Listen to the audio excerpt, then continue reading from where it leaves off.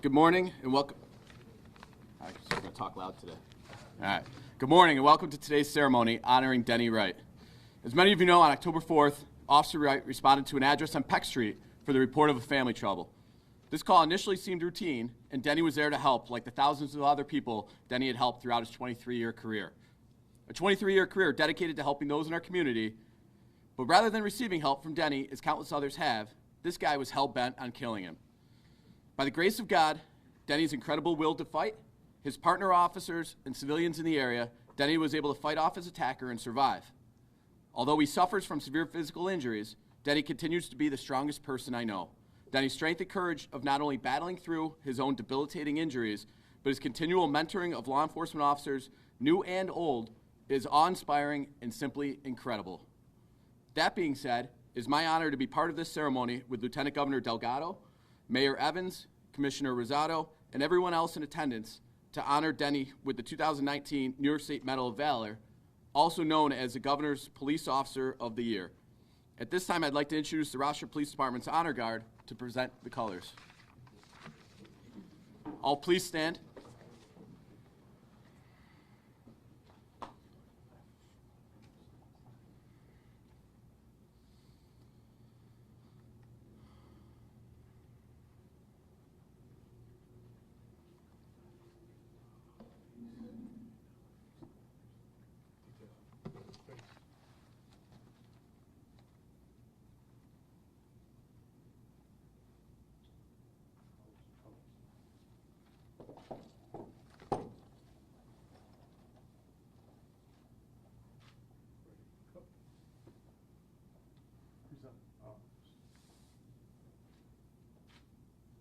I pledge allegiance to the flag of the United States of America and to the republic for which it stands, one nation, under God, indivisible, with liberty and justice for all.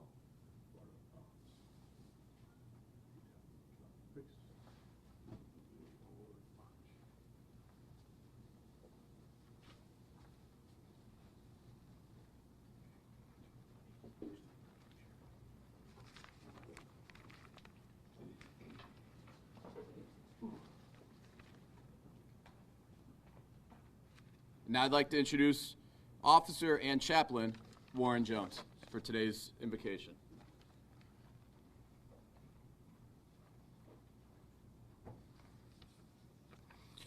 Please join me in an attitude of prayer.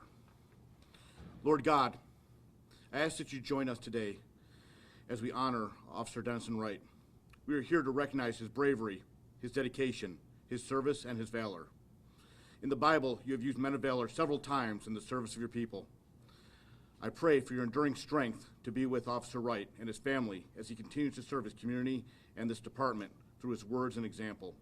May we all strive to mirror his humility in our lives and his commitment to the police profession. Lord, I thank you for Denny and this opportunity to honor him as I pray for your presence with him to be felt all the days of his life. Through Christ I pray. Amen.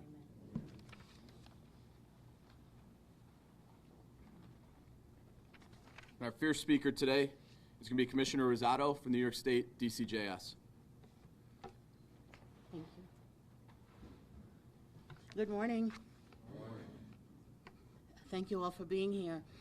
DCJS, as the agency is known, coordinates the work of a selection committee that annually recognizes a police officer or a group of police officers for heroism, courage, and selflessness in the line of duty. The New York State Police Officer Medal of Valor, also known as the Governor's Police Officer of the Year Award, was first presented in 1984. Today, I am honored to be here with Lieutenant Governor Antonio Delgado to present Rochester Police Officer Denny Wright with the 2019 Police Officer Medal of Valor on behalf of Governor Kathy Hochul. I'm sorry it took us a while. There was a pandemic, but I'm so happy to be here today. This ceremony has been years in the making. Although Officer Wright's selection as the 2019 recipient has been previously announced, we so look forward to the opportunity to gather in person and formally present him with this honor. And we wanted that to be here in Rochester in front of all of you. Since its creation, The New York State Police Officer Medal of Valor has been presented to 122 officers from 21 agencies across the state. Officer Wright is the first member of the Rochester Police Department to receive this honor. You can applaud for that.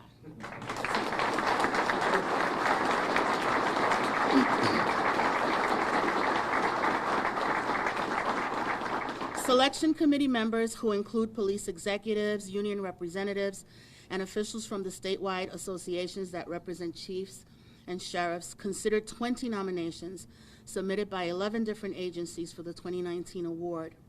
Officer Wright's bravery and selflessness and the great personal sacrifice he made on October 4th, 2019, stood out among those nominees. I am deeply grateful that we can honor Officer Wright and thank him for his heroism on that day and for his dedication, commitment, and service, and I would add inspiration, to the city of Rochester throughout his career.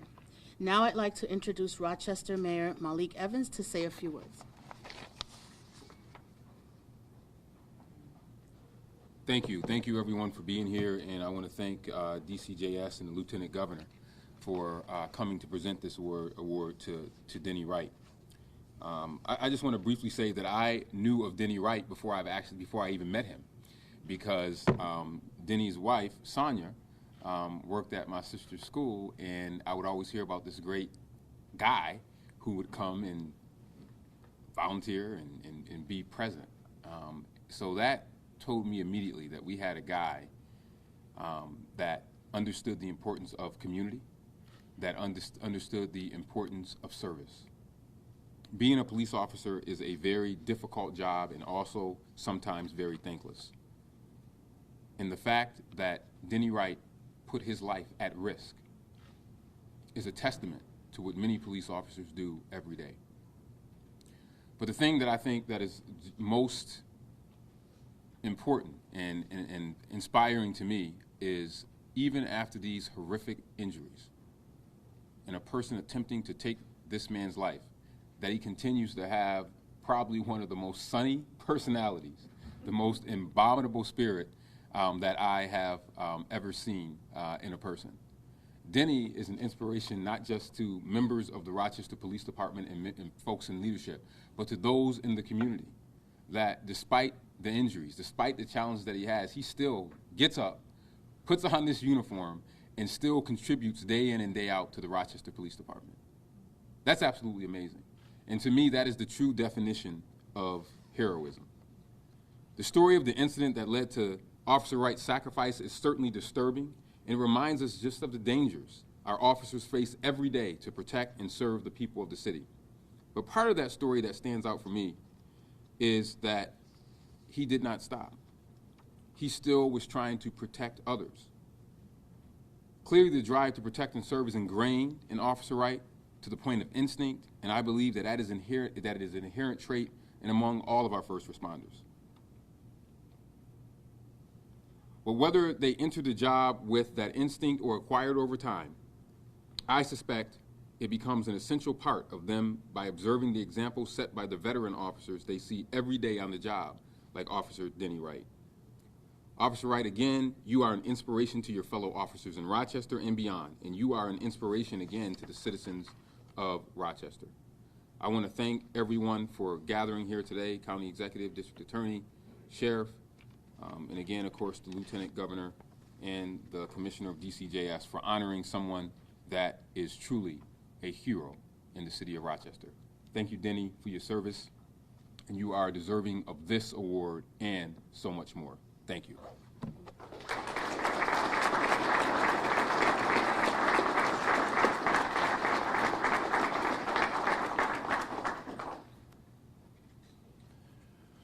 Good morning, everyone.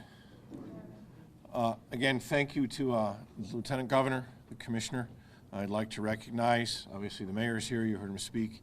The County Executive, Sheriff Baxter is here, DA Dorley. I also see out there many of our other partners in law enforcement. So I see Major Radijak from the State Police, Rondequoit Chief Scott Peters, Grease Chief Mike Wood. There's probably some more out there, and I just can't see that far because my glasses aren't that good anymore. But thank you, everyone, for coming to be part of this ceremony for Denny. You know, everyone has heard the story of Denny's incident, but what you may not know, what a lot of folks don't know, we all know that, you know, during the struggle, Denny discharged his weapon.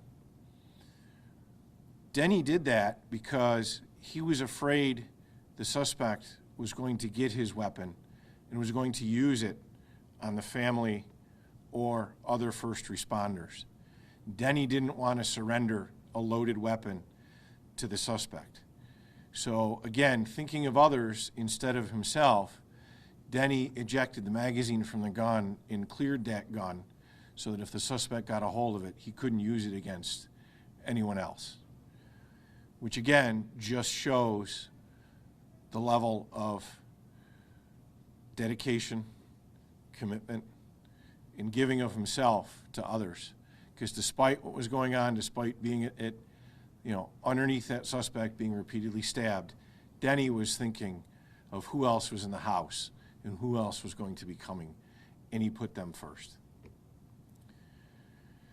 So again, thank you everyone for being here to help Denny share this long overdue award.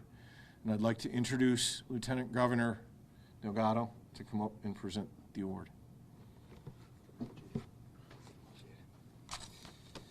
Good morning. It is indeed a good morning. I want to first acknowledge Mayor Evans, thank you. Chief Smith, thank you. Certainly Commissioner Rosado, Sheriff Baxter, District Attorney, County Exec, and of course, to our honoree, Officer Denny Wright, your family, your wife, Sonia, your daughter, Sarah, your sons, Seth and Stephen, Mom, Nancy here, your sister Kathy, your brothers, Ed and Dale, entire family. Certainly also want to acknowledge all the men and women in uniform that are here today. Thank you. You know, Officer Wright's example sheds light on the work that each and every single one of you do day in and day out. And Chief Smith, that story, which I was unaware of Officer Wright's decision to discharge his weapon, is remarkable, truly remarkable and incredibly inspiring. This has been a long time in the making, as noted by the Commissioner, for us all to gather here today to recognize true bravery, selflessness, and genuine service, public service. It takes a courageous person to go into this profession. You're putting your life on the line to help others and to serve your city. I just want to first say I have a tremendous amount of respect for what each and every single one of you do. I grew up with law enforcement and lost a close family friend in the line of duty. I know how important the job is. You enforce the rule of law, and by doing so, give order to society. And from that order flows freedom. The comfort and security provided to neighborhoods and communities everywhere is born of your willingness to put your own lives on the line, which makes the job you do not only incredibly important, but very dangerous. We need to make sure our officers can operate at their very best, mentally, physically, and spiritually. Our police officers should feel supported, especially when they are struggling with the realities of their profession, of your profession. We want you to know that we have your back, that you're appreciated for the job you do every single day.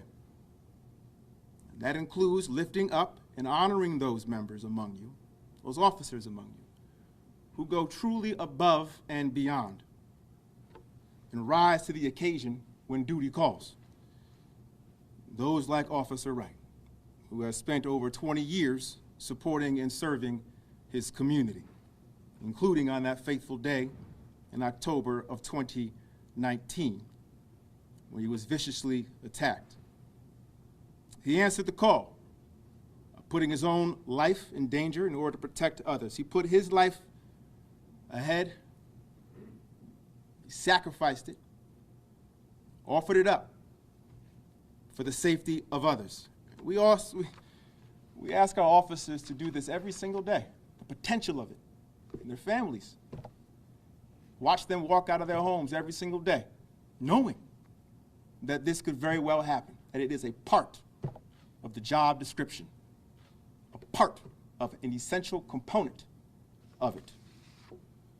Your commitment, Officer Wright, is inspirational. As a public service, believe me when I say I draw inspiration from it every single day. And I want to say just as inspirational was what you said in that courtroom the day after or the day of your attacker's sentencing. You said this, and I took these words to heart. Although this man took my eyesight, he will not take another thing from me and my family. And then here's where I had to really pause. I believe I'm a stronger man now than I was even that day. A stronger man now than I even was that day. That's a profound, profound recognition. Your state and your community are stronger now because of the work and the service that you have brought every single day to this city and to this state. So thank you. We are beyond grateful and internally indebted to your service and your commitment to leadership. And I want to commend you for your tremendous sacrifice, bravery, and courage. And it is my honor. I'm humbled by the opportunity to present you, Officer Wright, with Officer of the Year Award and the Medal of Valor. Thank you, sir.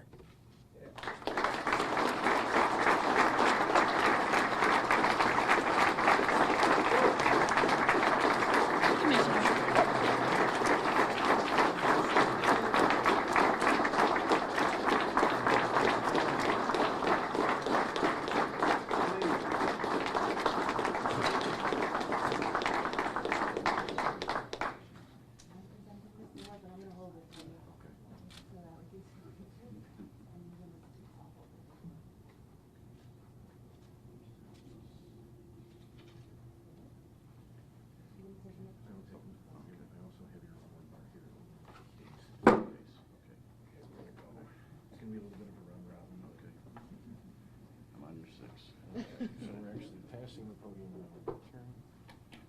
Squeeze in. It's coming around. Raise your right hand. Touch it. There you go. You are here. Move to the left. Okay. How are you?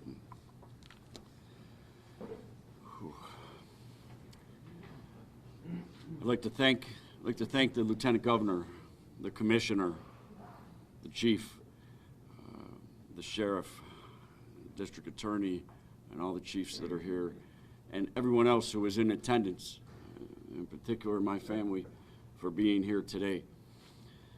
Despite the last couple days and receiving this award, I normally am not one that wants attention.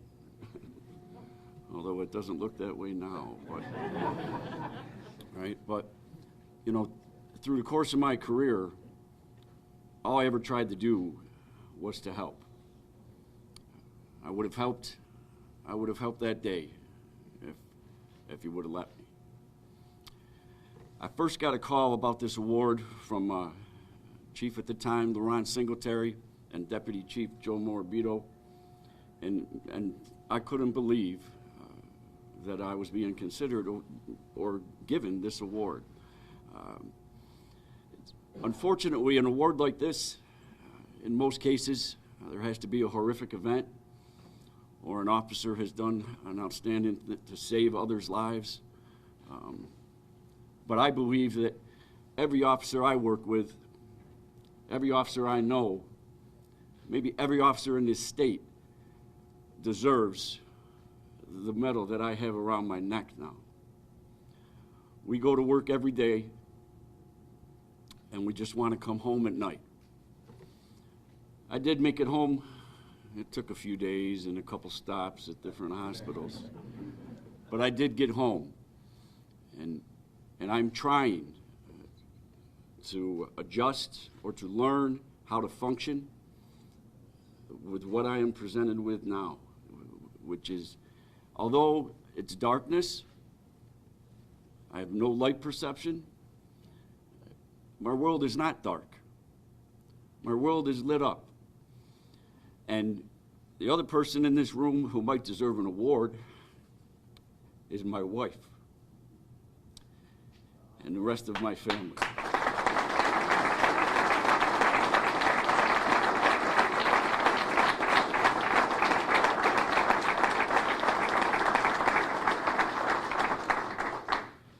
One of the hardest things for me now is that there's been a little bit of role reversal.